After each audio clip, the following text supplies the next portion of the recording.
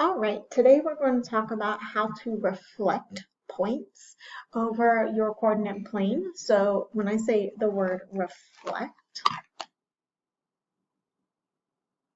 you should automatically think of like your reflection in the mirror, something that matches, right?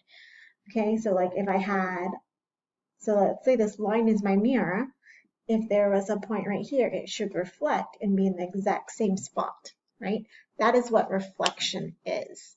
Okay, so we reflect over both of our axes, one at a time, just depending, right? And when I say both of our axes, I mean we reflect over the x and we can reflect over the y. So let's just talk about reflecting over the x. I have point A, and point A is at 4, 3.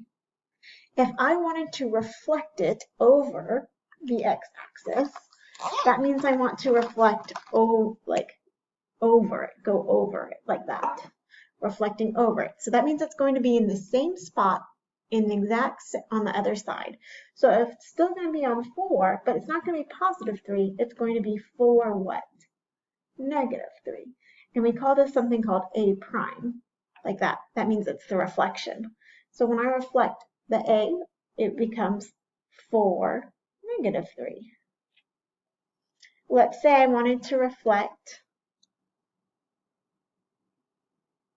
this. This is point B. If I want to reflect it over the x, that means I'm moving it over x. It needs to be over the exact same side, which would be negative 1, but instead of going up, I would go down. So this would be point B. So I would reflect it, and the new coordinate would be negative 1, negative 2. What do you notice is changing when you reflect over the x? If I reflect over the x, what changes?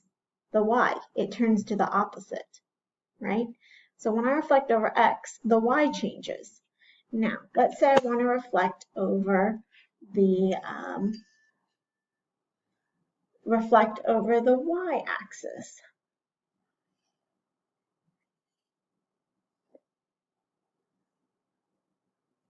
And I should have got a paper towel, but I didn't. Sorry. If you're reflecting over the y-axis, you're kind of doing the same thing, but you're not going to go up and down. You're going to go left to right. That's reflecting over the y. So let's say I have this point right here. This is point C. If I want to reflect it over the y, I wouldn't go this way because that's reflecting over x. I would reflect over this way, which would be, if it's negative, if its point is negative 2, 4. So that means it's 2 over and then up 4. So I still want it to be 2 over and up 4. So this is the reflection. It would be 2, 4. Same thing if I want to reflect over, right? I have this one right here, D. If I want to reflect over, actually, let's change it so you guys don't always think it's one direction. Here's my point, here's point D. I want to reflect it over the y-axis. If I reflect it over the y, that means I'm going over this way. Well, point D is 5, negative 3. So I'm going to make sure I go over 5 and down negative 3. This would be D prime. So it'd be negative 5, negative 3. What do you know changes when you reflect over the y? The x, right? It changes to the opposite. Right? So make sure that when you're reflecting points, you read whether you're reflecting x over x or y. If you're reflecting over x, you're going to go this way, up and down. It can be, you can start here and go over here, right? If you reflect over y, you're going this way. Okay? In your practice, you might have to click out to go, but if it doesn't work, just let me know in the discussions. Reflection is just putting it in the exact same spot on the other side of the line.